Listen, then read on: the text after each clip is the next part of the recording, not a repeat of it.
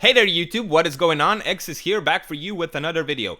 Now, I've seen a lot of people struggling in Mythic Plus dungeons, so I thought it would be a good idea to make a video explaining and breaking down all of the spells and all of the abilities that you're gonna come across in Mythic Plus dungeons from both mobs and the bosses, and hopefully by the end of this video you will have a better understanding of the dungeons and you'll have an easier time with clearing those Mythic Plus keys. So without further ado, let's get into the video.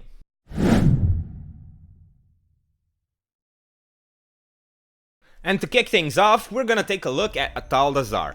Now, in my opinion, it's not really the hardest, but it's not really the easiest dungeons. The amount of mobs that you need to kill in order to reach that percentage that you're gonna need to finish off the actual dungeon isn't really that high, but those mobs that you actually have to clear have a lot of AoE abilities, and in my opinion this is where most of the groups are going to struggle with, because if you don't know how certain abilities and how certain spells work, then you don't know how to play around them and how to counter them properly.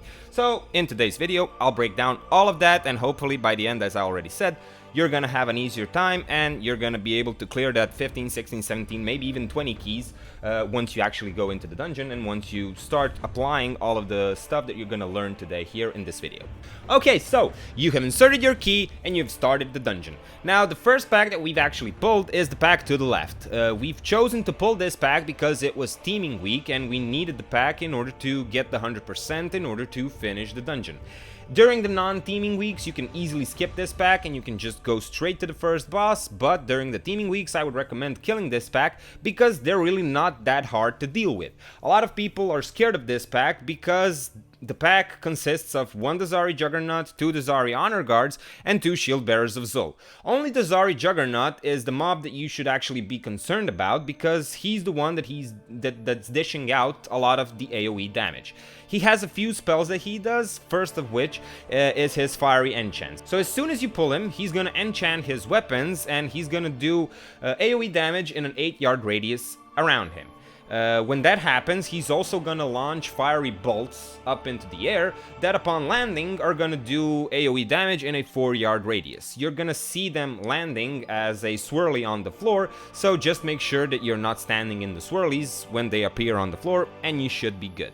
Apart from that, he also has his Merciless Assault, which is basically a charge. He will choose a location that he's gonna charge to, and when he charges, he's gonna do AoE damage in an 8-yard radius as well.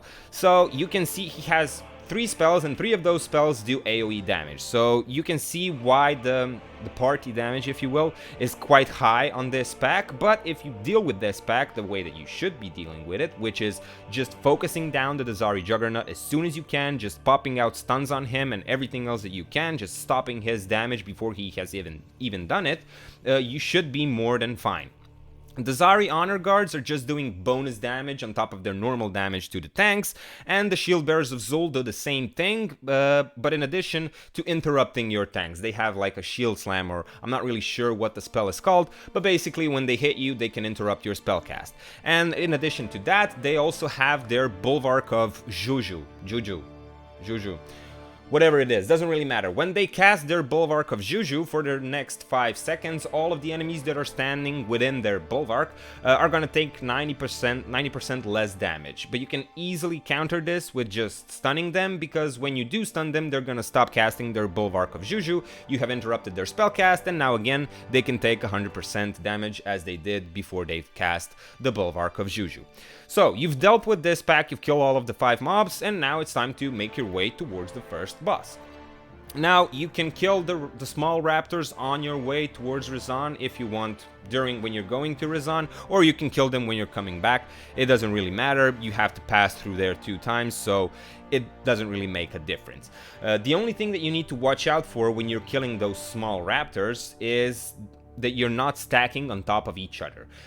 Basically what the raptors do is they're gonna jump around the dungeon, they're gonna choose a player and they're gonna just jump to it. Your tank cannot taunt it, and there's no way around it basically. The best way that you can deal with it, have all of your group members stacked loosely. So what that means is just have 5 yards in between each other and you should be fine, because when they jump to you and when they land in a 3-yard radius, they also do damage to whoever is standing near you at that time. So you just want to be stacked loosely, but also be stacked enough so that you can AoE them down quite quickly, because as I said, they jump around all the time, and if everybody is spread, they're all over the place and you cannot effectively DPS them down as all together, right?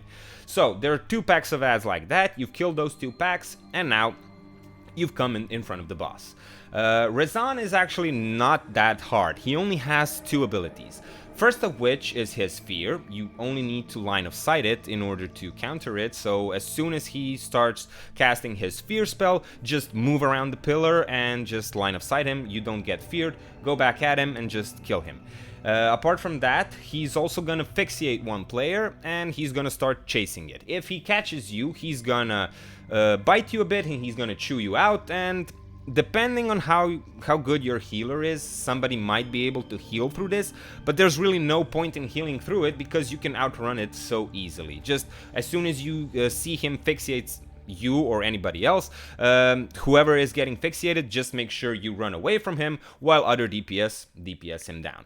If you're a paladin or a mage by some chance, you can use your shield block, your ice block, or your bubble in order to counter the fixate ability.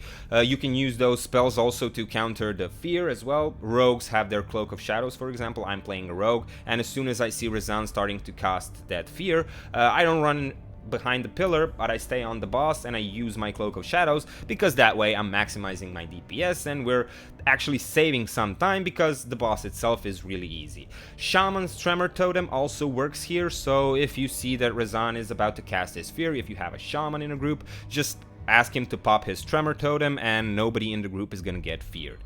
That's one way that you can deal with him. Not really much that I can say about this boss, since, as I already said, he's quite easy, doesn't really have a lot of mechanics. Just make sure that you don't stand in the...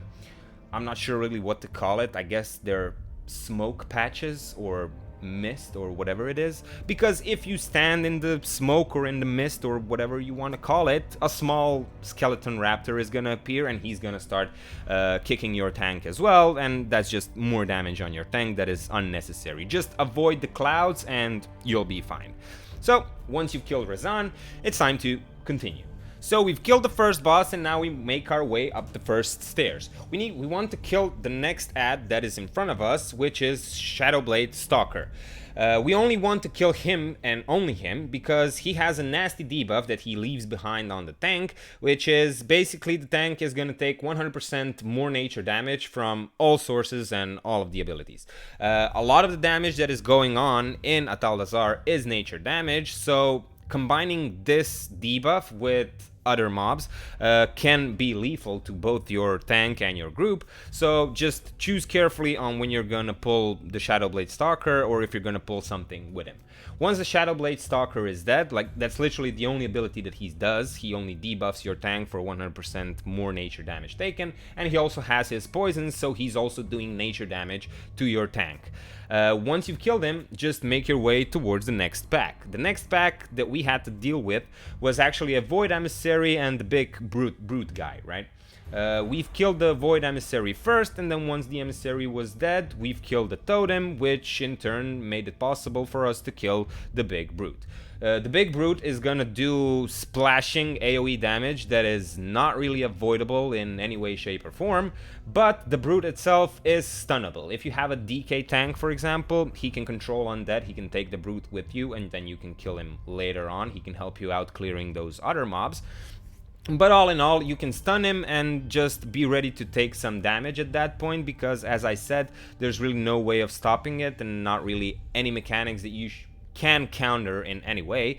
Just make sure to DPS him down as soon as you can, and the sooner he's dead, the better. And try and leave those mobs always for the last mobs that you're gonna kill, because during the time that the totem is active, they're not really doing any damage whatsoever. They're just white hitting the tank, and that's pretty much all that they do. So just wait until all of the other mobs are dead. Once they're dead, kill the totem and then kill the brute. Okay, so now that we've killed the brute, we want to wait out the 2 shield bearers of Zul that are patrolling the area. Once they're close enough for your tank to pull them safely without pulling any of other mobs, pull them, DPS them down, stun the Bulwark of Juju, and then just continue on. And since it was teaming week for us, we've decided to actually clear the rest of the mobs that were in the area, and the next pack was consistent of 1 Brute, 1 Shield Bearer, and 1 Witch Doctor. Witch Doctor is a new mob that we haven't really encountered throughout the dungeon yet, and this is the first time that you're gonna meet him, and he does some quite nasty things. He has 2 spells. One is Venom Blast. He can just target whoever he wants in the party and just cast Venom Blast on him. If it hits you, you're gonna take a lot of damage, but that Venom Blast effect is interruptible, so just make sure that your DPS is focusing him down, because he does do a lot of damage. And in addition to that, you can as well interrupt his Venom Blast, which should be interrupted with no exceptions, because as I said, it does really do a lot of damage. And in addition to that, he also has his Unstable Hex. Not really much that you can say about this. If you do get the Hex, and if it does go through, you'll get a green circle around you. Just make sure that nobody is standing in the green circle at the time when the Hex is going to expire, or at the time where you're going to get dispelled, because anybody who is left within the green circle during the moment when you're getting dispelled, if he gets caught on into the green circle, he's going to get hexed again. So just make sure that nobody is in, and you're fine. Once you've killed that pack, you pull the next pack as well, since, as I said, it was teaming week, and the only difference between these 2 packs is that instead of 1 Shield Bearer of Zol, you instead have 2 Brutes and you have 1 Witch Doctor. Same thing as before. Kill the Witch Doctor, make sure that you interrupt his Venom Blast, because that's gonna save a life or 2, definitely. And once that Witch Doctor is dead, kill the Totem and then kill the 2 Brutes. You can stun them, you can CC them, use that to your advantage, help your healers out, help your tanks out. When they're stunned, they're not really doing that much damage. Your tank can take a breather, your healer can take a breather. It really helps out a lot. So whatever mobs are stunnable in whatever dungeon, you should definitely be using your stuns, but use them in a smart manner. Just don't spam them just because you can. Communicate a little bit, and then you'll see what needs to be stunned and what needs to be interrupted, and etc, etc. Just communicate. It's a good thing that you can do in a dungeon, actually. So now that we've killed those 2 packs, it's time to actually go to the boss. Now, we had this luck in our group because we had me. I'm just kidding. We had a rogue in a group that could actually Shroud of Concealment us. Shroud of Conceal us? Shroud of Concealment. He can use Shroud of Concealment in order to skip the next 2 packs and in order to kill the boss. So we've just shrouded there, make sure that everybody is mounted up so that they can actually keep up with the rogue's sprint and with the shadow step, get to the boss and kill the boss. Once you reach the boss, just assign your DPS to one of the totems. DPS the totems down. Once the totems are dead, the boss is going to become active. And once he does become active, he gets one spell that he does, which is Noxus Stench. The tank usually interrupts this. This is a channeled ability, so if you see the boss that he started channeling something, if the tank isn't interrupting for whatever reason, just make sure that you're on top of it, interrupt the spell, and then just continue the fight like you normally would. Just kill the boss, and after you've killed him, make sure that you pull the next set of ads that is in front of the boss room.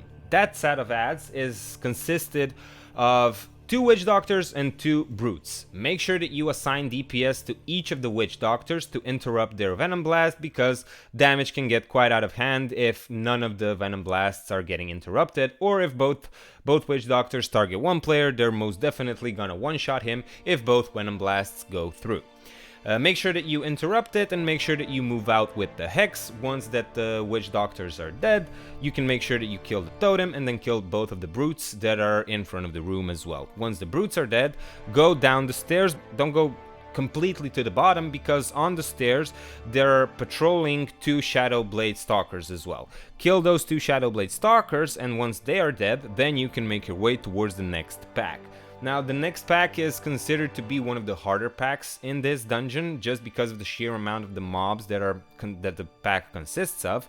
And yeah, you have to deal with them kind of in a smart way, because they have spells that synergizes well with each other, right? So once you go downstairs, you're gonna have 2 Shield Bearers of Zol, you're gonna get 2 Witch Doctors, and you're gonna get 2 Shadow Stalkers again. So the way that you want to tackle this basically is you want to kill the witch doctors first, then you want to kill the shadow stalkers, and then you want to kill the shield bearers.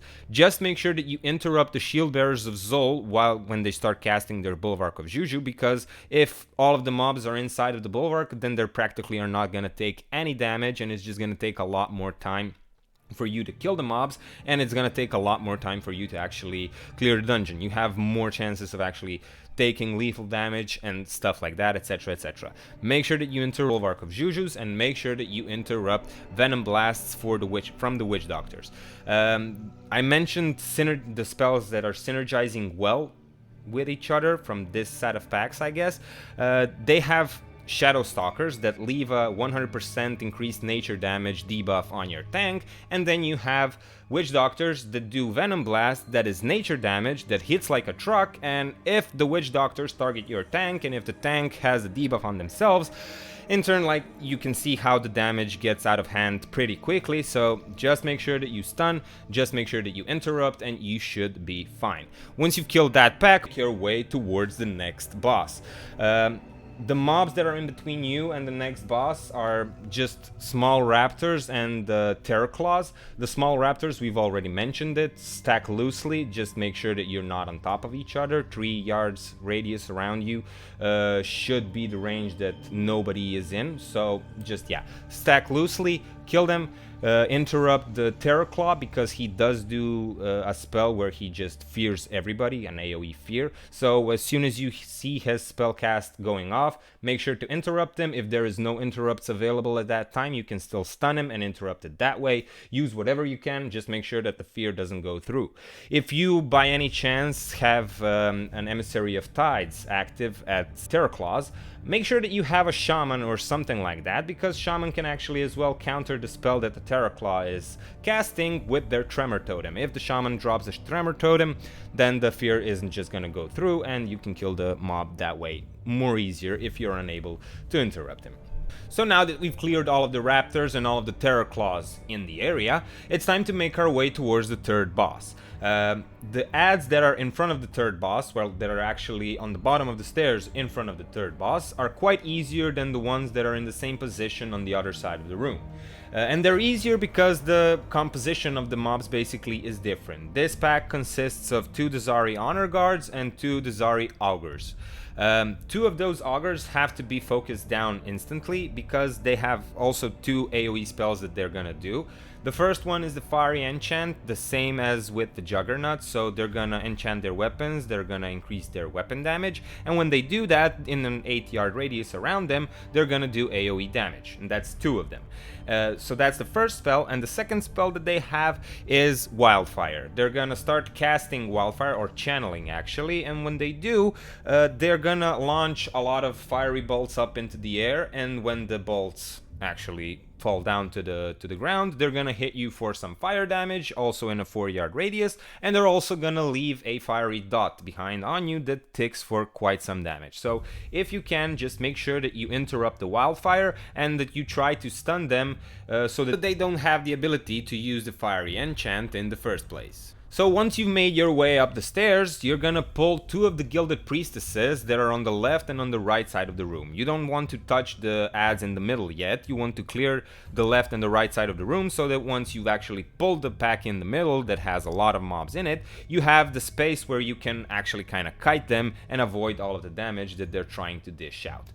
Everything that the Guild Priestesses do is basically transfusion. They're gonna start channeling a spell on one of your players, and they're just gonna start transferring health from the player to themselves. The only way that you can actually counter this is you can either stun the priestesses, or if you cannot stun them, just they're gonna leave a small puddle of red blood, I guess, or whatever it is, on the ground. When they start their transfusion, just run into the puddle of blood, and then they're gonna hurt themselves instead of healing themselves when they're channeling from you, because that blood corrupted you, etc, etc. Doesn't really matter. Just stand in the puddle if the priestess is channeling the spell on you, and you'll be fine. The priestesses are gonna die, and that's it. Okay, so now that we've actually killed both of the priestesses, you're gonna move as an entire group to the left side of the room, and your tank can body pull the last mob that is farthest behind. Basically, just body pull him, and that way you're not gonna pull the emissary of tides that is as well with that pack, right? So if it makes sense, you're gonna see it in the video how we did it. You can do it the same way basically. So this pack is actually the hardest pack in the entire dungeon, and on this pack it's usually where groups fall apart, right? This pack consists of one Dazari Confessor, one Dazari Juggernaut, two Augurs, 3 Honor Guards, and 2 Gilded Priestesses. So there's a lot of mobs in this pack, and you really want to DPS them down in a correct order because damage can get out of hand pretty quickly if you don't do it this way.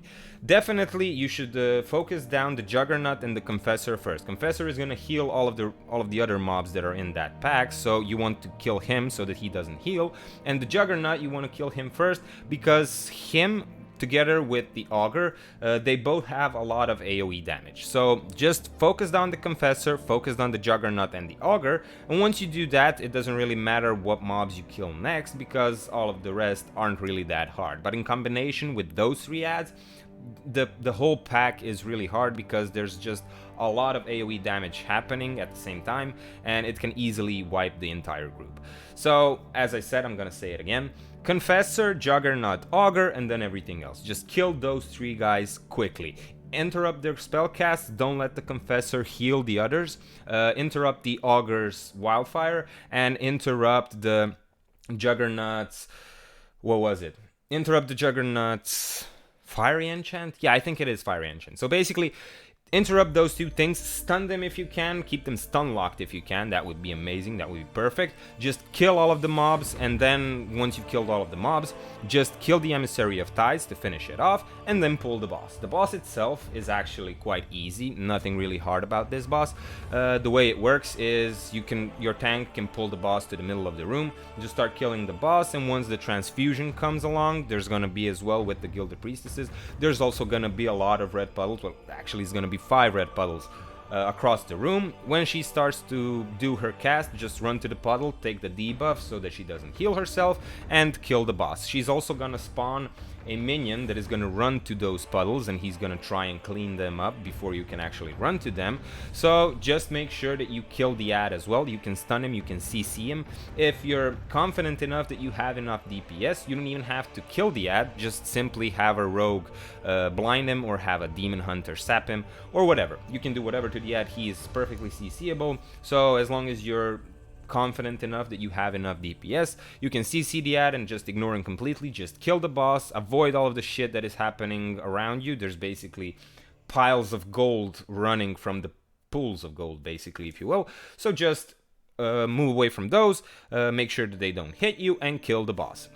And once this boss is dead, you've cleared basically the entire dungeon. Everything that is left is just the last boss. You make your way to the last boss. You don't need to pull the dinosaur pack in the middle. You can skip it easily with either the rogue's Shroud of Concealment, or you can use your invisibility potions to just run past them.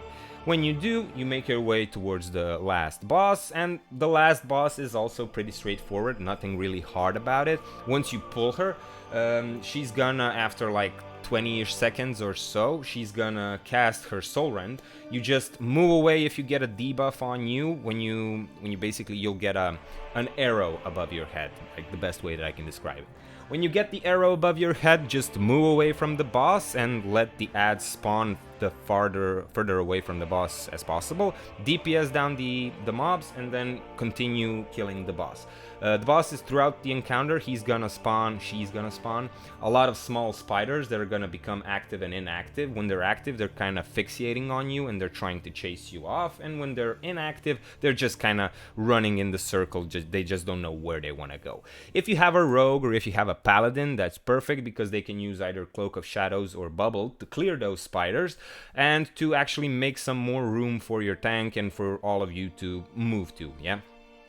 Just keep in mind, when you do run over the spiders, they are gonna leave a patch of black stuff on the floor that is also gonna do damage to you. Just make sure that you're not standing in it and that you're just moving away from all of the spiders that are coming your way. And do that, you're gonna kill the last boss.